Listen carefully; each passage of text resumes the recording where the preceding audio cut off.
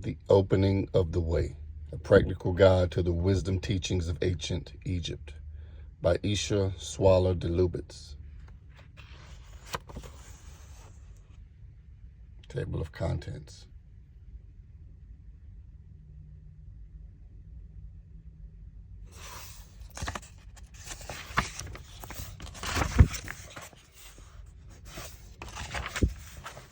Chapter 1. Freedom of Individual Search. Have we the right to claim the freedom of individual search?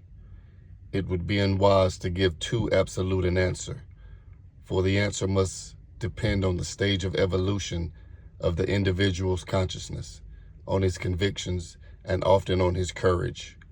One should never try to force understanding on those who cannot or will not listen. Equally, the flesh of a fruit must be distinguished from its kernel, and the mass of humanity from the elite who can become its growing point. The latter are the chosen in that they are prepared to develop themselves to the suprahuman state. They are called to the reconstruction of the conscious cosmic man, each one being a cell of his body. Among the chosen there are two categories. First, there are those who are no longer entirely satisfied by the explanations of Western dogma, and yet are still deeply attached to certain religious observances. These should never be urged to abandon the practice of their cult, for ritual and communal prayer are a strong moral support, and without them the liberated man is in some danger of confusing freedom of experience with mere absence of morality. Second, there are those who feel an imperious need to seek the light outside of dogmatic prohibitions and ritual obligations. These should be told the truth that Buddhist mystics teach their disciples.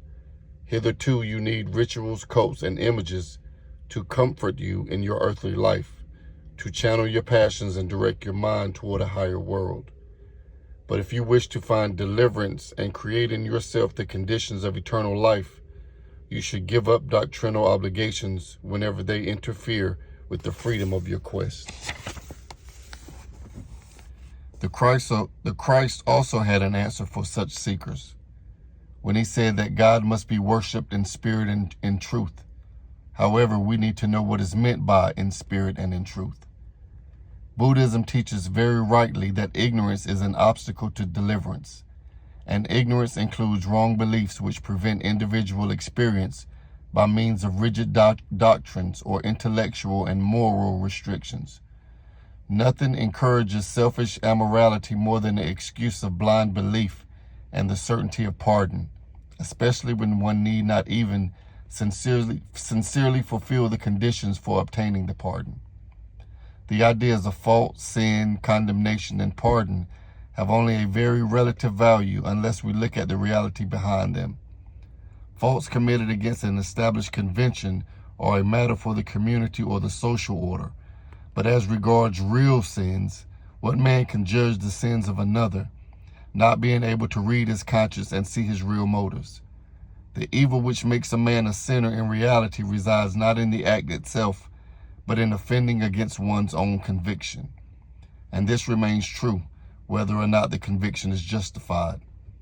For the conviction, unless it be an artificial intellectual construction, is the product of the present consciousness of the individual, and in obeying it, he is obeying what is truth for him at present.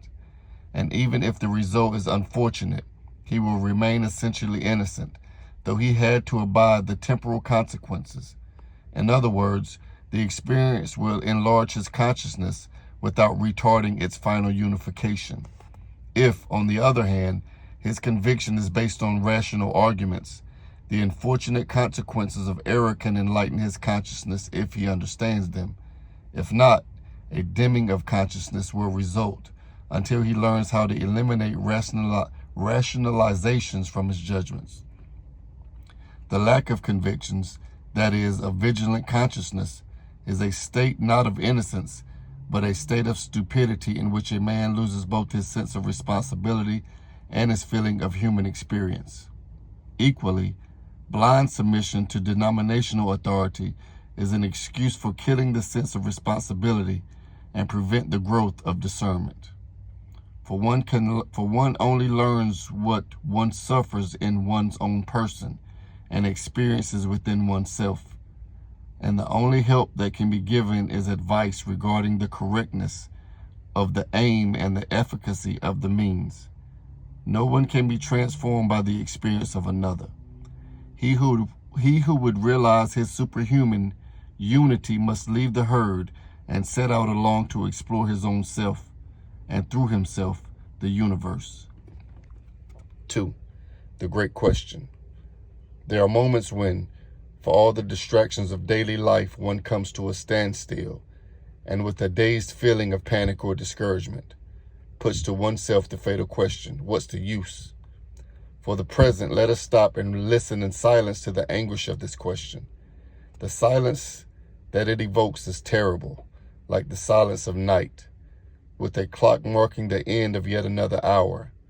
It is a question as cold as a marble tomb, and gives one a shiver of loneliness, for who can answer it? We all know that, to escape this moment of panic, we accept any answer that may be offered, and there are plenty of people willing to offer one. To the crowd, to normal people, silence is intolerable. Something must be said no matter what to fill the void, and conceal this warning of the existence of something infinite and other. This attitude distinguishes West from East more clearly than any frontier.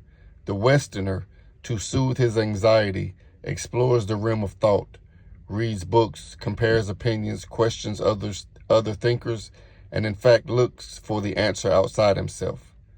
The Oriental, more contemplative, begins by closing his own circuit. He crosses his hands and feet, and then in the little world within, he listens to the resonance of the greater world without, in a contemplation which is more dreaming than thinking. And this is no merely literary metaphor. It is like the waking dream of a wild animal which, as it lies relaxed, picks up the very slightest pulsations and reactions of the life around it. The aim is to hear within oneself the appeals, the regrets, and the warnings which are normally stifled by the activity of daily life, and to explore and clarify with courage one's secret awareness of certainties and uncertainties, desires and dissatisfactions, which in the normal routine of life we fail to formulate clearly because of habit, shame, or fear of what others will think. And yet the opinions of others are the worst excuse that we can have. For they, as they drag us along in the daily round, are simply reacting, according to their personal pattern, to the cares of the moment. In facing the drama of his own soul, a man is always alone. Indeed, this great question does involve us in a real drama. Life is only a dismal farce if the end of all our incoherent struggles is nothing but the grave. But if there is a sensible answer, if life on earth has a motive and a purpose higher than that of mere banal existence, then this motive and purpose have surely been discernible through the ages of human history. Why then has this question excited so much hatred and bloodshed, so many absurd controversies? Peasants do not quarrel about the proper season to reap or sow. The need to eat has made them obedient to the laws of nature. Man could find a similar law, a law of cosmic seasons and human epochs, if he would study the laws of his own becoming, and their expression in the successive traditions of different races. Who would maintain that the season of harvest is wiser than that of sowing, or condemn the dormancy of the seed in winter as a deplorable waste of time? But no less absurd are our disputes about the means employed by heaven or by the sages to awaken the conscience of humanity, when we try to judge by our present notions of understanding the teaching suitable to another day. If we want to find the answer to our anxiety, we must first clarify it by trying to distinguish the real in it from the merely relative. And this means that we must cease to compare and condemn the points of view of ages which had a mental background different from our own. We must first leap outside all doctrines whatsoever and frankly put to ourselves the two questions which directly interest us. What is the value and aim of human life? Is there a power whose will has fixed this aim and the means of its attainment? If so, why does it leave us in ignorance of the aim, manipulating us like puppets? But if not, man is simply the plaything of natural forces and of the egotism of others, obliged like them to protect his own self. And in either case, why do we sometimes revolt against this self, which can never be satisfied with aspiration to a grade above its own? Can this self be in revolt against itself? If not, then what in oneself is opposing it? Can the answer to those questions be discovered within ourselves, or must we look for it outside? If we look for it in some teaching or other, what criterion shall we use to judge the value of the teaching? If our own conscience is to judge, what is this conscience to which we apply for a decision? In most men, what they call conscience is a record of ideas, impressions, and convictions put together by deliberate thought and education. But the awareness thus formed is as fleeting as the reflection of clouds in a mirror, nor is it really our own, since it can be modified by various influences. Nothing of this composite effect will survive the dissolution of our physical body with its emotional and mental constituents. This is a cerebral consciousness, not a part of our immortal being. But how many men on earth have consciously awakened their real conscience, which would make them truly knowing and responsible?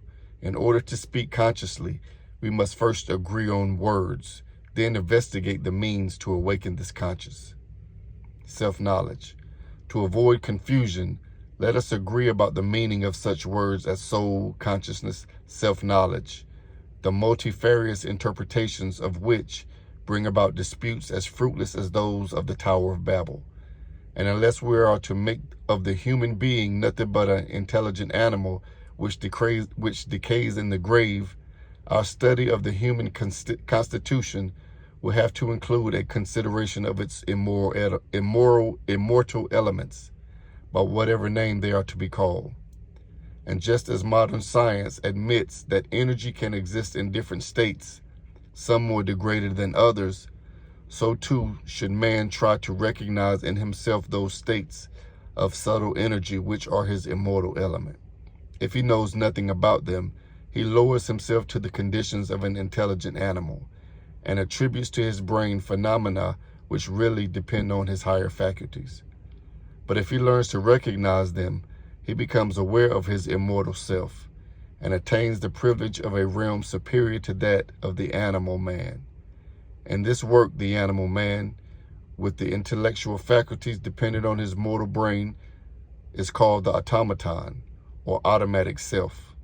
In order to keep it functioning harmoniously, the first requisite is a knowledge of the laws which govern it. The more subtle states of man are studied in Chapter 4, Levels of Consciousness, and their correspondence with the major spiritual traditions are given in Appendix 2 under the heading Psycho-Spiritual States.